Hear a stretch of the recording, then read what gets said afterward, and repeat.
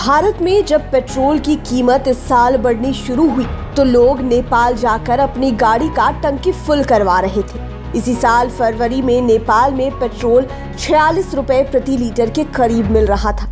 आज मई माह में नेपाल में पेट्रोल की कीमत 161 रुपए प्रति लीटर हो गई है। आप समझ सकते हैं तो समझे कि 2.5 महीने में पेट्रोल की कीमत 4 गुना बढ़ चुकी है। हाँ, अब कोई भारतीय मजाक में भी नेपाल से पेट्रोल लाने की बात नहीं करता।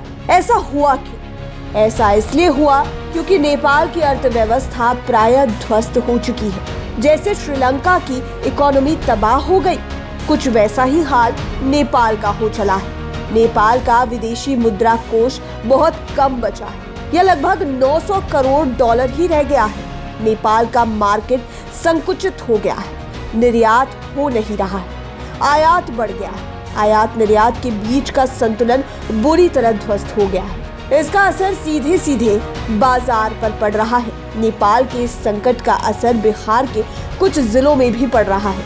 मधुबनी, जयनगर, सीतामढ़ी जैसे जिले सीधे सीधे प्रभावित हुए।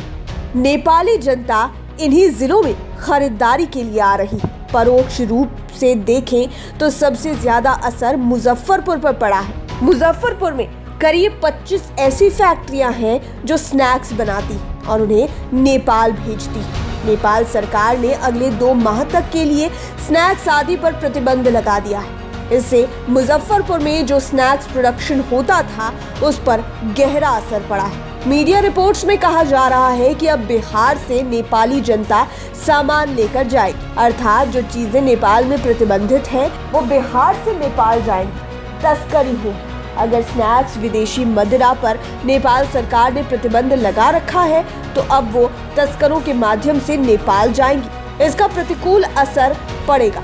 वैसे यह भी गौर करने योग्य तथ्य है कि नेपाल की तरफ से प्रमुख सामग्रियों के आयात पर प्रतिबंध लगाने से सरकार के कारोबार पर 27% की गिरावट आई है। यह भारतीय बाजार के लिए कहीं से भी सही नहीं। बड़ी चिंता यह भी है कि अगर मुजफ्फरपुर में बनने वाले स्नैक्स नेपाल निर्यात नहीं होंगे तो स्नैक्स बनाने वाली कंपनियां कैसे अपना गुजर बसर करेंगी, क्योंकि यहाँ तैयार माल का लगभग आधा हिस्सा नेपाल को ही सप्लाई किया जा रहा है। प्रतिबंध के बाद इन फैक्ट्रियों का उत्पादन आधा हो जाएगा।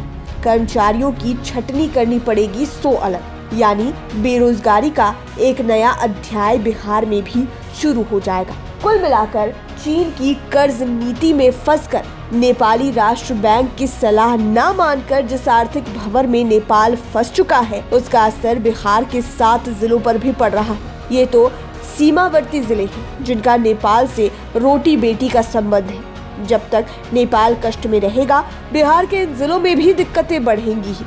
देखना यह होगा कि नेपाल को इस संकट से निकालने में भारत सरकार क्या मदद करती है। लाइव सिटीज की डेस्क रिपोर्ट। अगर अभी तक आपने हमारे चैनल को सब्सक्राइब नहीं किया है तो ज़रूर कर लें। ये वीडियो फेसबुक पर देख रहे हैं तो पेज को लाइक करें।